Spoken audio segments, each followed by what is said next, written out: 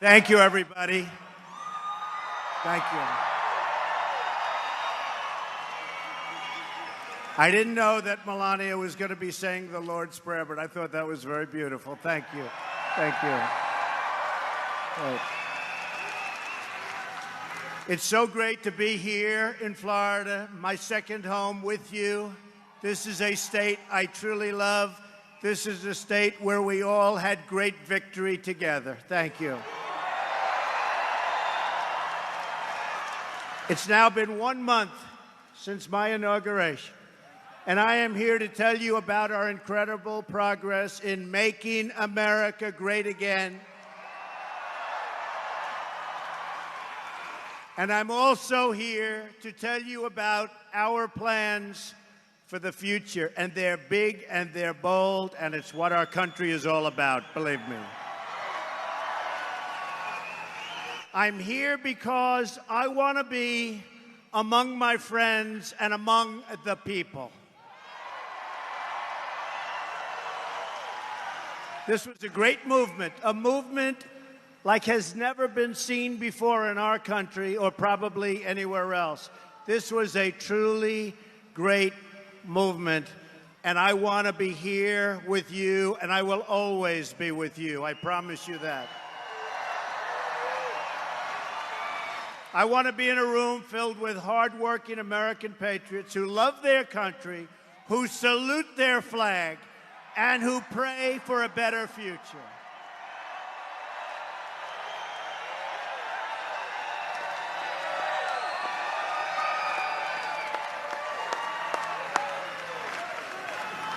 I also want to speak to you without the filter of the fake news.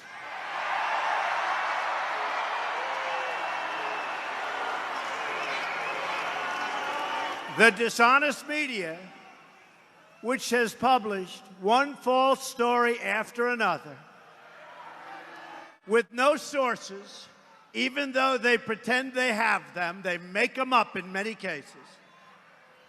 They just don't want to report the truth, and they've been calling us wrong now for 2 years. They don't get it, but they're starting to get it. I can tell you that. They've become a big part of the problem. They are part of the corrupt system. Thomas Jefferson, Andrew Jackson, and Abraham Lincoln, and many of our greatest presidents fought with the media and called them out, oftentimes on their lies. When the media lies to people, I will never, ever let them get away with it. I will do whatever I can that they don't get away with it. They have their own agenda, and their agenda is not your agenda. In fact, Thomas Jefferson said, "Nothing can be believed which is seen in a newspaper.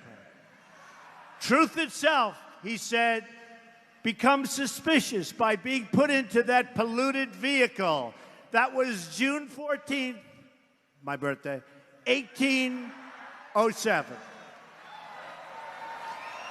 But despite all their lies, misrepresentations, and false stories, they could not defeat us in the primaries, and they could not defeat us in the general election, and we will continue to expose them for what they are, and most importantly, we will continue to win, win, win.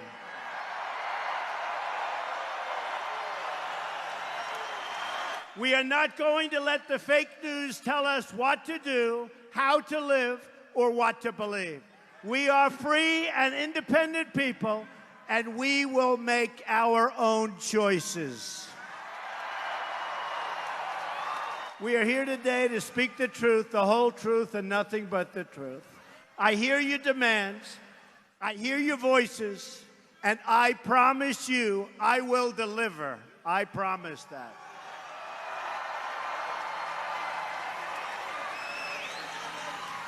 And by the way, you've seen what we've accomplished in a very short period of time. The White House is running so smoothly, so smoothly.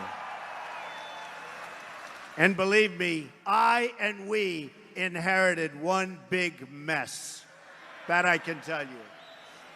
But I know that you want safe neighborhoods where the streets belong to families and communities, not gang members and drug dealers who are right now, as I speak, being thrown out of the country, and they will not be let back in. We will have strong borders again.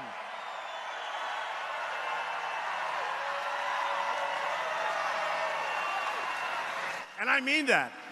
And you've seen it on television. You've seen it on television. General Kelly, now Secretary Kelly, he's really doing the job. You're seeing it. The gang members, bad, bad people. I said it day one. And they're going out. Or they're being put in prison. But for the most part, get them the hell out of here. Bring them back to where they came from. The fact is, you want great schools for your children. You want good, high-paying jobs for yourselves and for your loved ones and for the future of your families. You want a health care system, and by the way, we are going to be submitting in a couple of weeks a great health care plan that's going to take the place of the disaster known as Obamacare. It will be repealed and replaced. And for those people, the people that are put into rooms where Republicans are talking about the plan, and it wouldn't matter what they say, for those people, just so you understand, our plan will be much better health care at a much lower cost, okay? Nothing to complain about. Obamacare, remember, it is a disaster. You want low-cost American energy also, which means lifting the restrictions on oil, on shale, on natural gas, and on clean, very clean coal. We're going to put the miners back to work. The miners go back to work. You want us to enforce our immigration laws and to defend our borders. You want fair trade deals and a level playing field. We don't have a level playing field because you understand that when American workers win, America as a country wins and wins big. And every country over the last long period of time has been taking advantage of the stupidity of our politicians. It's not going to happen any longer.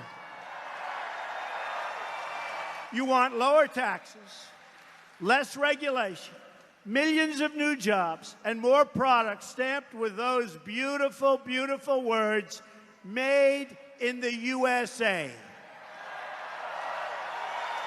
You want to make it easier for companies to do business in America and harder for companies to leave. We don't want companies saying, everybody's fired, we're moving to another country, we're going to make the product, sell it across the border, and isn't that wonderful? Not going to happen anymore. We're going to have strong borders, and when they want to sell that product back across our border, they're going to pay a 35% tax, and you know what? They're never going to leave. They will never, ever leave. And you've seen that because I've already displayed it for the last 2 months, even before I got into office. They're not leaving. And if they do, they're going to pay a very, very big price for terminating the relationship to our workers. You want a government that serves the people, not the donors and not the special interests. In short, you want a government that keeps its promises. A great spirit of optimism and sweeping, and you see it, it's sweeping all across the country. Look at what's happening to the stock market. Look at what's happening to every poll when it comes to optimism in our country. It's sweeping across the country. And in fact, every day for the last long period of days, the stock market, meaning companies, have been hitting new highs. They're going to start hiring. It's going to be a new day in America. You're going to be proud again. Jobs are already starting to pour back in. They're coming back in like you haven't seen in a long time. Ford, General Motors, Fiat Chrysler are bringing in and bringing back thousands of jobs, investing billions of dollars because of the new business climate that we are creating in our country. In Arizona, Intel, great company, just announced it will open a new plant that will create at least 10,000 brand new, beautiful American jobs. I followed through on my promise to withdraw from the job-killing disaster known as the Trans-Pacific Partnership, TPP. We have just terminated our relationship to it. We're going to have tremendous trade deals all over the world, but they're going to be bilateral or, as we would say, one-on-one. None of these deals will we get caught in quicksand, where we get mired in and we can't do anything about it, like, by the way, NAFTA and so many others. And my administration has begun plans to crack down on foreign cheating and currency manipulation, which is killing our companies and really, really hurting our workers. We're going to end it.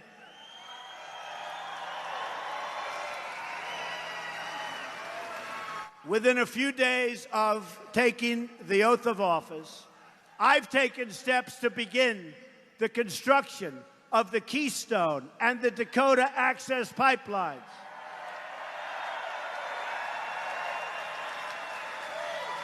Anywhere from 30 to 40,000 jobs. And very importantly, as I was about to sign it, I said, who makes the pipe? Who makes the pipe? Something this audience understands very well, right? Simple question. The lawyers put this very complex document in front. I said, who makes the pipe? They said, sir, it can be made anywhere. I said, not anymore. So I put a little clause in the bottom. The pipe has to be made in the United States of America if we're going to have pipelines.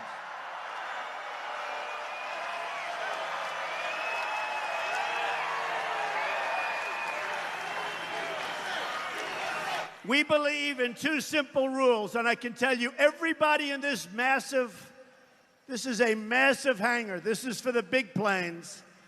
And by the way, do you think that one media group back there, that one network, will show this crowd? Not one. Not one.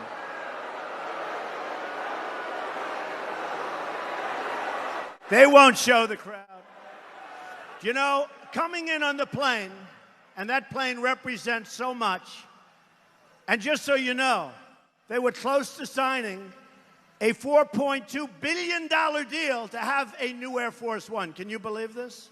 I said, no way. I said, I refuse to fly in a $4.2 billion airplane. I refuse. So I got Boeing in, and it is actually two planes. A lot of people don't know. The Air Force One project is actually two planes. Why they need two planes, we'll have to talk about that, but they have two planes.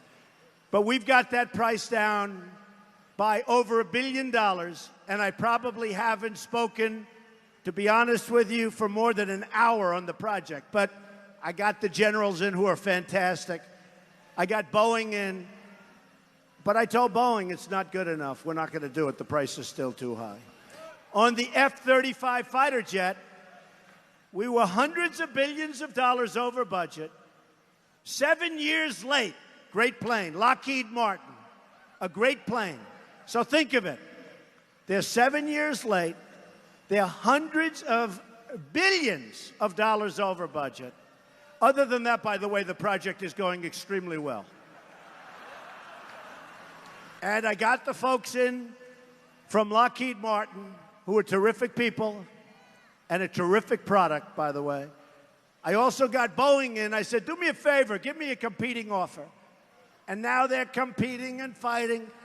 And we've gotten hundreds of millions of dollars off the price of a plane that was going to be ordered. In other words, if my opponent got in, there would have been no calls made to Lockheed and Boeing.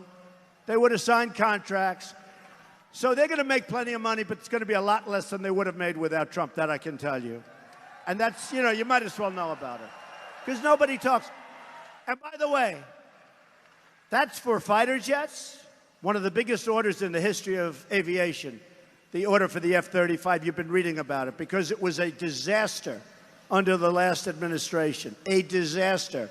And now we have it running beautifully. In fact, when the Prime Minister of Japan, Prime Minister Abe, who's great guy, when he came over, he said, "Thank you." I said, "For what?" "You saved us many, many millions of dollars on the F-35 fighter jet." Because when I negotiated, I took our allies into the same negotiation. So the first thing he did was he thanked me for saving them money. And that's good. Okay, that's good. I know the media will never thank me, so at least Japan is thanking me, right? But we believe in two simple rules: buy American and hire American. We believe in that. We've just issued a new order which requires that for every one new regulation, 2 old regulations must be eliminated. And by the way, a new director was just approved. Can you imagine the length of time it's taking the Democrats? And I actually think it's an embarrassment to them. But this is getting into be record-setting territory. These are incredible people. Scott Pruitt was just now approved for the Environmental Protection Agency. He'll do so good. He'll do so good. But he won't have projects going 10 and 12 years and then getting rejected. And they may be rejected, but they'll be rejected quickly. But for the most part, they're going to be accepted. They're going to be environmentally friendly, and he is going to be a great secretary. He will be amazing. So we're very happy. That took place yesterday. That's going to be a big difference because they were clogging up the veins of our country with the environmental impact statements and all of the rules and regulations. It was impossible to navigate for companies. And what did it really mean? Forget about the companies. What did it mean?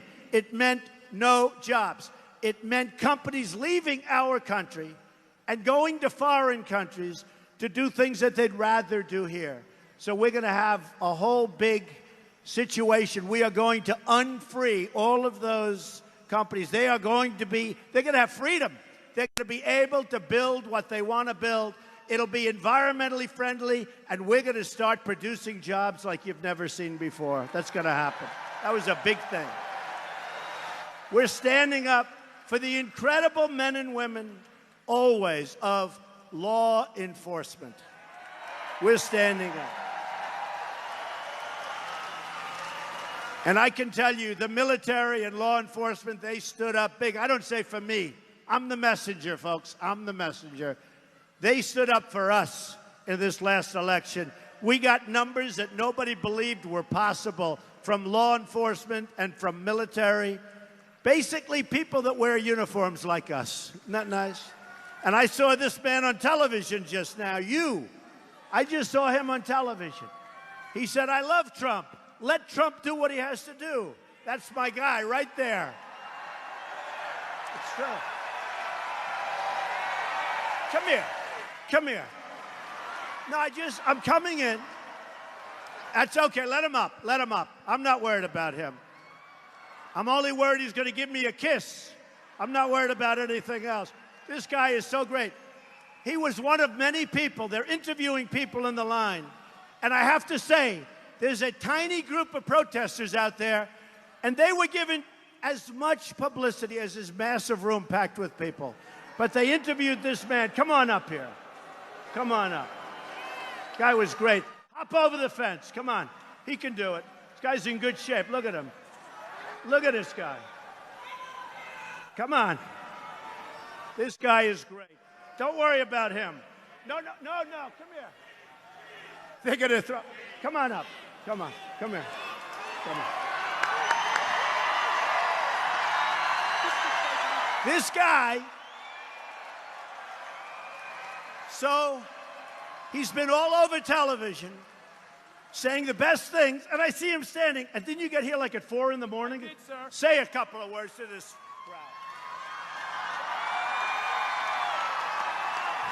crowd. Mr. President, thank you, sir. We the people, our movement is the reason why our President of the United States is standing here in front of us today.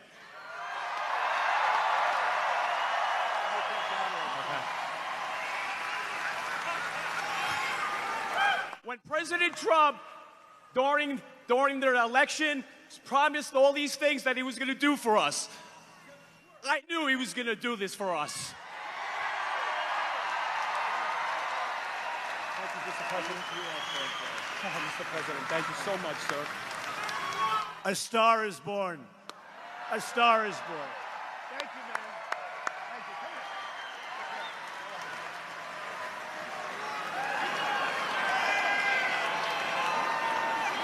on. That's fine.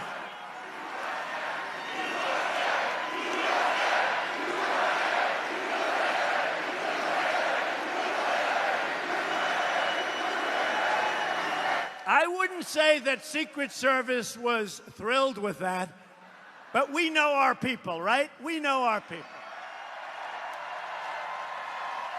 Hey, great guy.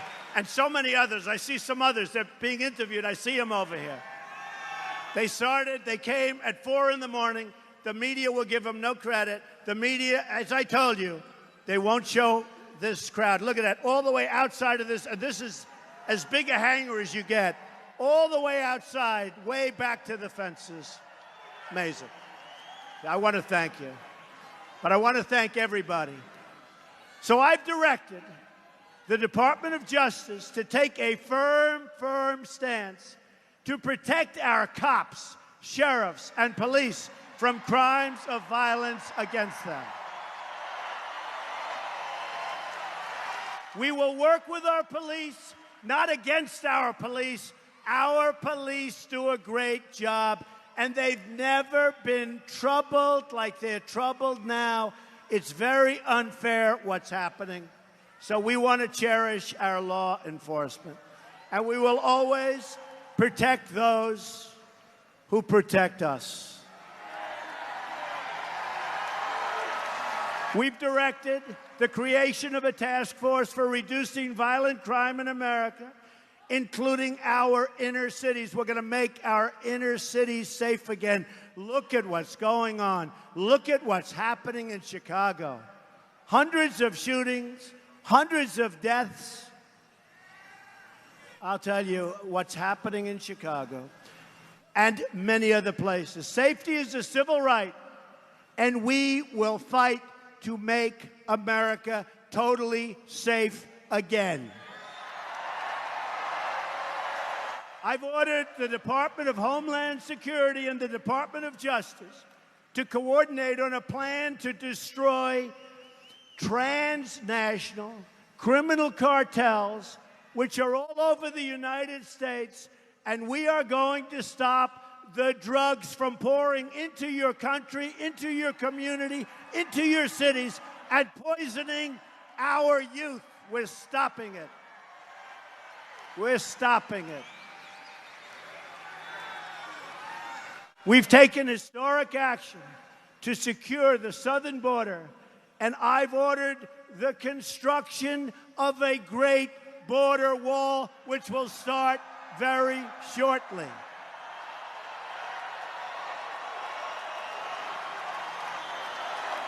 And I've taken decisive action to keep radical Islamic terrorists the hell out of our country.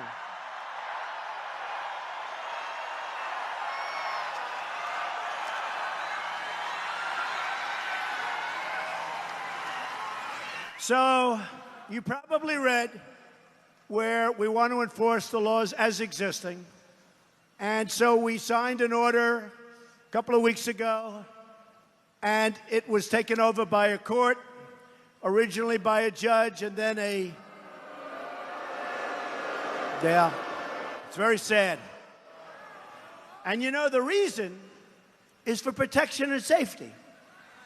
So the statute is so plain and so clear. I said last week I was speaking to a great group of sheriffs, the sheriff's group in Washington.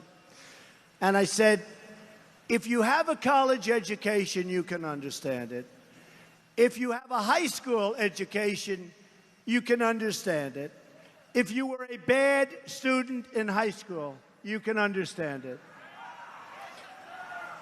And I was told, I'll check, but I found it hard to believe, in an over 30-page decision by the appellate court, 3 judges.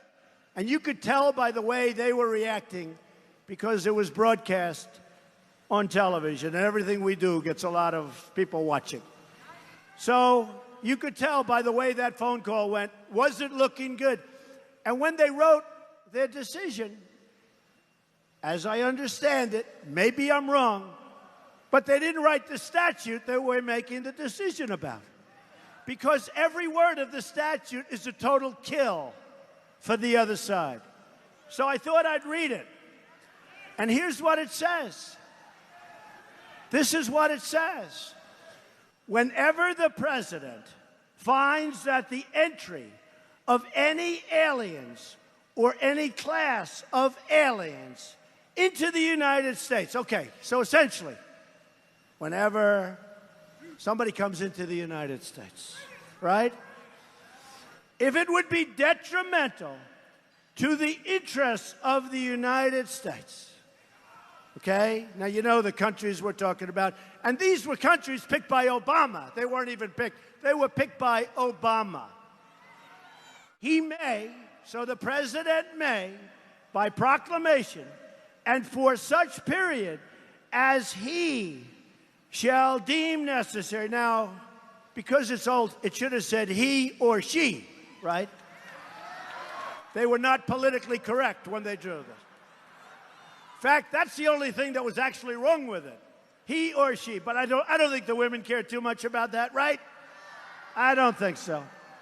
By the way, we did very well with women.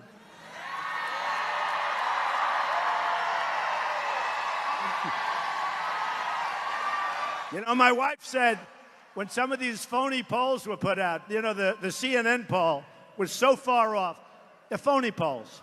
But when some of these phony, she said, what's wrong with you and women? We did very nicely with women. We did nicely with a lot of groups that they didn't think we were going to do so nicely with. I guess we had to. That's why we're all here tonight, right? So, and it goes, and for such period as he shall deem necessary, suspend the entry of all aliens or any class of aliens as immigrants or non-immigrants, or impose on the entry of aliens any restriction he may deem to be appropriate. So basically it says the president has the right to keep people out if he feels it's not in the best interest of our country, right? Unbelievable. Unbelievable. And I listen to these judges talk and talk and talk. So unfair. So we'll be doing something over the next couple of days. We don't give up. We never give up. We had a court that I disagree with. I disagree with Big League. And by the way, whether you read it or whether you watch it on television, when other lawyers come on, many of them can't even understand. They're saying, how do you come up with that decision? It cannot be more simple. So they're ruling on what I just read you, and they don't even quote it in their ruling. Because you can't, because it's too obvious. So we will do something next week. I think you'll be impressed. Let's see what happens. Here's the bottom line. We've got to keep our country safe.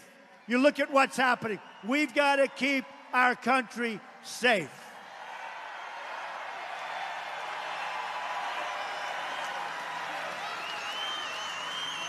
You look at what's happening in Germany.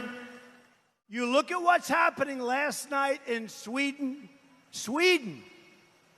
Who would believe this? Sweden. They took in large numbers. They're having problems like they never thought possible. You look at what's happening in Brussels.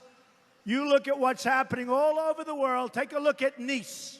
Take a look at Paris.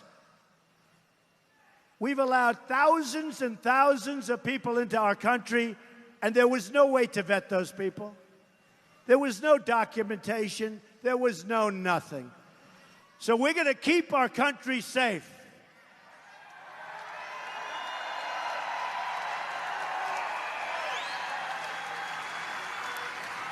And we all have heart, by the way.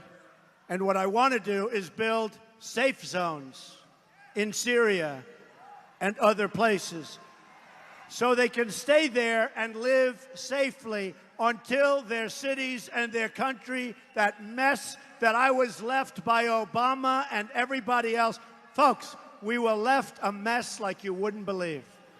But we're going to build safe zones.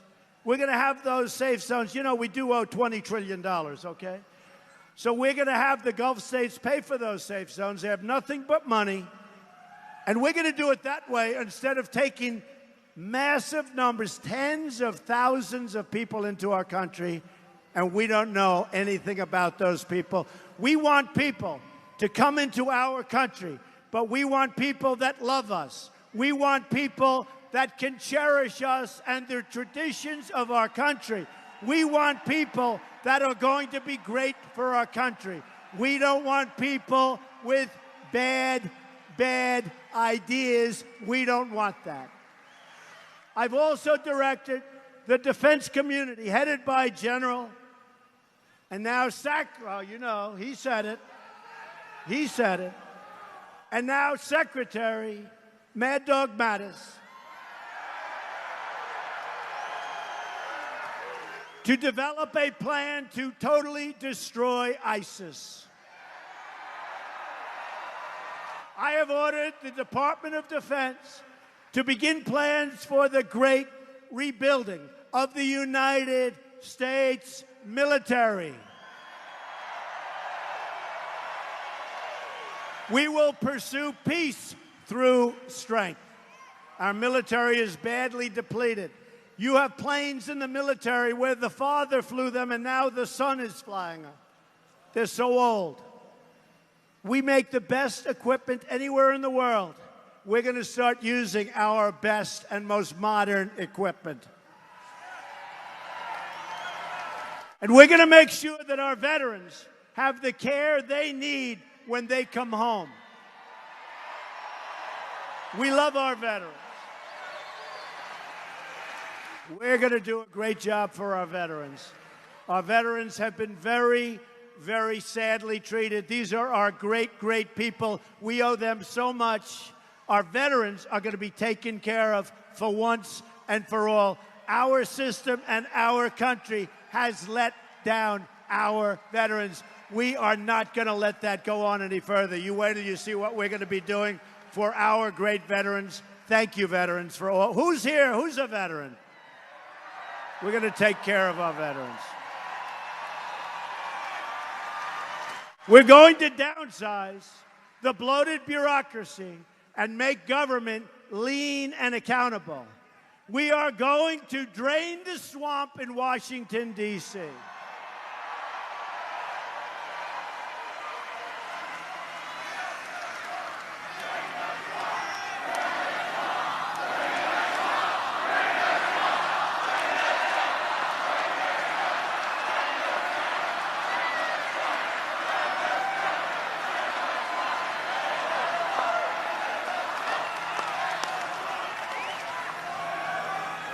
I've already imposed, I'm not sure they're too happy about it, a 5-year lobbying ban on the executive branch officials and a lifetime ban on lobbying for a foreign government.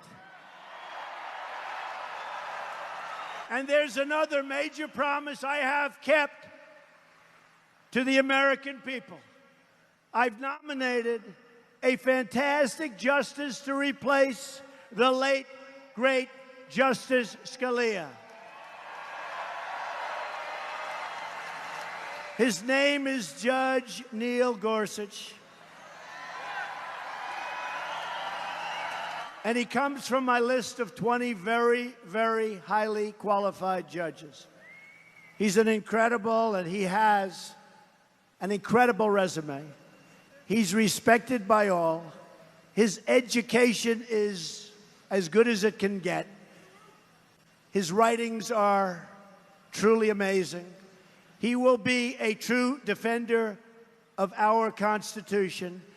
So let's tell the Senate Democrats to support his nomination for the good of the country, because what's happening with the Democrats, no wonder they're doing so badly. No wonder they're doing so badly. You take a look, race after race. I just want to tell you, in case you didn't read it, of course, you're reading the fake news, but the Democrats were supposed to win the presidency. That didn't happen. They were supposed to take over the Senate. That didn't happen. And they were supposed to take over, potentially, even the House.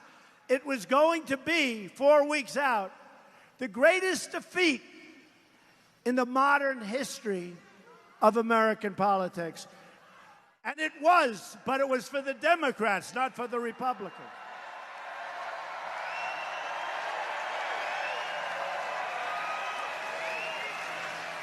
So we have to tell the Democrats, because they're doing the wrong thing for the American people, to stop their tactics of delay and obstruction and destruction. They got to get on with it. My administration is also pushing ahead strongly with very historic tax reform. We are working to lower tax rates on the middle class, to reduce tax rates big league on businesses, and to make our tax code more fair and very simple for all Americans so it's understandable by everyone. Senate Democrats should work with us to lower taxes and bring back our jobs. But the Democrats want to increase your taxes very, very substantially. We're not going to let that happen.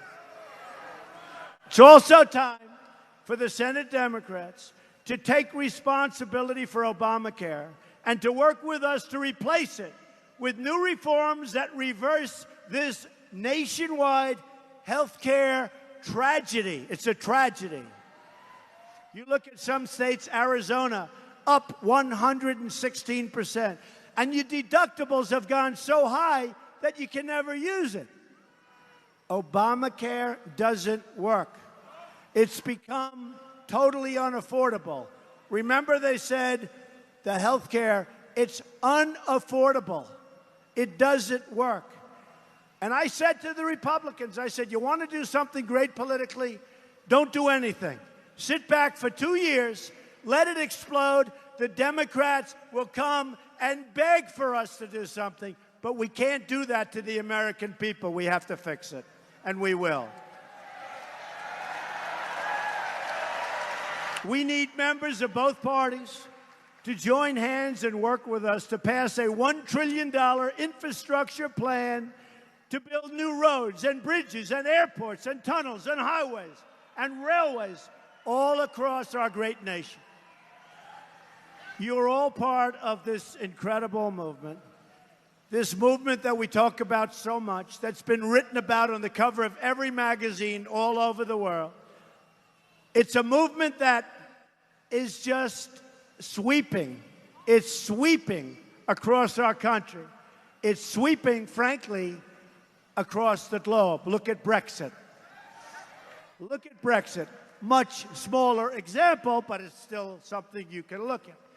People want to take back control of their countries, and they want to take back control of their lives and the lives of their family. The nation-state remains the best model for human happiness, and the American nation remains the greatest symbol of liberty, of freedom, and justice on the face of God's earth. And now we have spirit like we've never had before. It's now that we have our sacred duty, and we have no choice, and we want this choice to defend our country, to protect its values, and to serve its great, great citizens. Erasing national borders does not make people safer or more prosperous. It undermines democracy and trades away prosperity. We're giving it away. The so-called global elite have done very well for themselves, but have left working families with shrinking wages. Really, I mean, they are shrinking. 18 years ago, many of you in this room made more money working one job than you're making right now working 2 and 3 jobs. Instead of peace, we've seen wars that never end and conflicts that never seem to go away. We don't fight to win. We fight politically correct wars. We don't win anymore. We don't win at trade. We don't win in any capacity. We don't win anymore. We're going to start winning again, believe me. And we have the chance now, working together, to deliver change for the ages. This will be change for the ages, change like never before, to pursue real peace, real stability, and real prosperity. We want to secure our borders and protect our workers, to rebuild our military and our infrastructure, to fix our schools and restore safety to our neighborhoods, to bring hope and opportunity to our inner cities, to ensure a level playing field for all women in the workforce, to reform our tax code and remove the regulations that undermine growth and innovation, and to replace chasms of distrust with new bridges of opportunity and cooperation. We must ignore the tired echoes of yesterday's fights. We're fighting battles that no longer help us. We're fighting battles that other people aren't treating us fairly in the fight. I'm a NATO fan, but many of the countries in NATO, many of the countries that we protect, many of these countries are very rich countries. They're not paying their bills. They're not paying their bills. They have to help us. No longer are we chained down by the discredited approaches of the past. No longer must we listen to those who have nothing to brag about but failure. New circumstances demand new solutions. Americans have fought and won wars together. Our heroes have shed their blood together and lost their lives. Our citizens have raised their children together, fought for justice together, and shared common hopes and dreams from one generation to the next, stretching back to the first day of our American independence. This is our legacy. It belongs to all of you, and it belongs to every man, woman, and child in our nation. Now is the time to call upon these deep ties in the name of bold action. Let us move past the differences of party and find a new loyalty rooted deeply in our country. We are all brothers and all sisters. We share one home, one destiny, and one glorious American flag. We're united together by history and by providence. We will make America strong again, I promise. We will make America proud again. We will make America safe again. And we will make America great again, greater than ever before. May God bless you, and may God bless the United States of America. Thank you. Thank you. Thank you very much.